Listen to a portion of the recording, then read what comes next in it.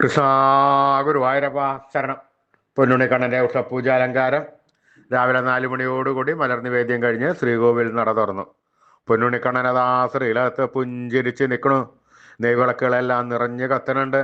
അതിൻ്റെ ശോഭയിലതാ പൊന്നുണ്ണിക്കണ്ണൻ്റെ പുഞ്ചിരിക്ക് കൂടുതൽ കൂടുതൽ ഒരു ഭംഗിയുണ്ട്. പൊന്നുണ്ണിക്കണ്ണൻ്റെ തിരുമുഖം ചന്ദനം ചാർത്തിയിട്ടുണ്ട്. നെറ്റിയിൽ ഒരു സ്വർണ്ണഗോപിക്കുറി അണിയിച്ചിട്ടുണ്ട്. ചെവിയിൽ ചെവിപ്പൂക്കൾ വെച്ചിട്ടുണ്ട്. മാറത്തൊരു സ്വർണ്ണത്തിലകവും 2 സ്വർണ്ണമാലകളും വീതി കൂടിയത് ചാർത്തിയിട്ടുണ്ട്. പൊന്നിൻ കിങ്ങിണി കെട്ടി പട്ടുകോണകമെടുത്തൊരു പീതാംബരപ്പട്ടും വെള്ളപ്പട്ടും കൂട്ടിക്കെട്ടി ഞൊറിഞ്ഞെടുത്തിട്ടുണ്ട്.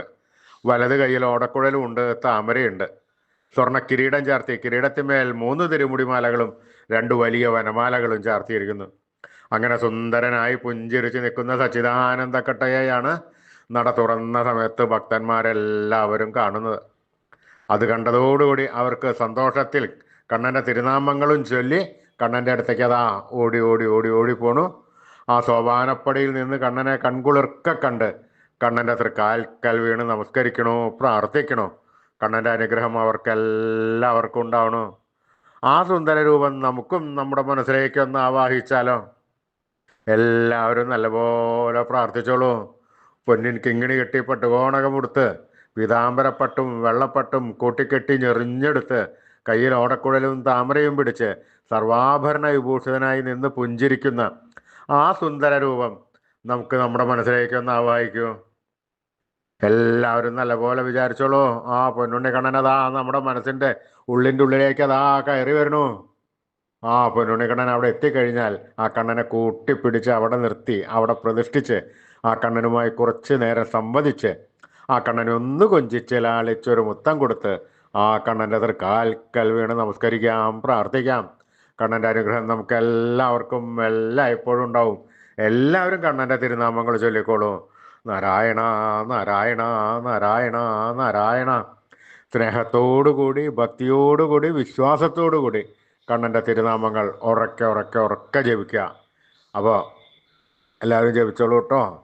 നമ്മൾ എത്രത്തോളം സ്നേഹത്തോടു കൂടി വിളിക്കണോ അതിൽ കൂടുതൽ 10 മടങ്ങ് സ്നേഹം കണ്ണൻ നമുക്ക് തന്ന് നമ്മുടെ അടുത്തേക്ക് ഓടി വന്ന് നമ്മുടെ ഒക്കത്തൊക്കെ ഒന്ന് കയറിയിരുന്ന് നമുക്കൊരു മുത്തം തന്ന് ആ കണ്ണൻ വേണ്ട സമയത്ത് വേണ്ടതെല്ലാം തന്ന് നമ്മളെ അനുഗ്രഹിക്കും.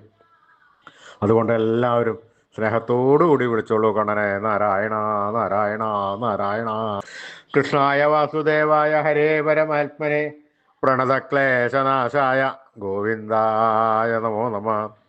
കൃഷ്ണായ വാസുദേവായ ഹരേ പരമാത്മനെ പ്രണതക്ലേശനാശായ ഗോവിന്ദായ നമോ നമ.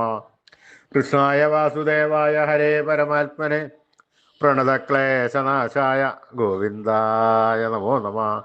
അച്യുതാനന്ദ ഗോവിന്ദ അച്യുതാനന്ദ ഗോവിന്ദ അച്യുതാനന്ദ ഗോവിന്ദ അച്യുതാനന്ദ ഗോവിന്ദ. ഈ നാമത്രയ മന്ത്രം എല്ലാവരും ദിവസേന ഉപാസിക്കുക.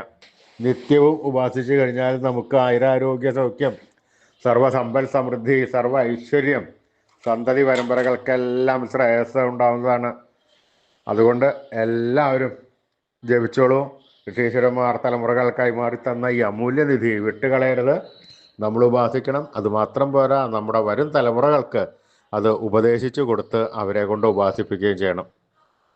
ഈ കലികാലത്ത് ജപിക്കാൻ പറ്റിയ ഉത്തമമായ മന്ത്രം കൂടിയാണിത്. അതുകൊണ്ട് ആരും ഉപേക്ഷ വിചാരിക്കേണ്ട. ഇന്ന് തന്നെ തുടങ്ങിക്കോളൂ. നാമത്രയ മന്ത്രം ചൊല്ലിക്കോളൂ. അച്യുതാനന്ദ ഗോവിന്ദ അച്യുതാനന്ദ ഗോവിന്ദ അച്യുതാനന്ദ ഗോവിന്ദ അച്യുതാനന്ദ ഗോവിന്ദ.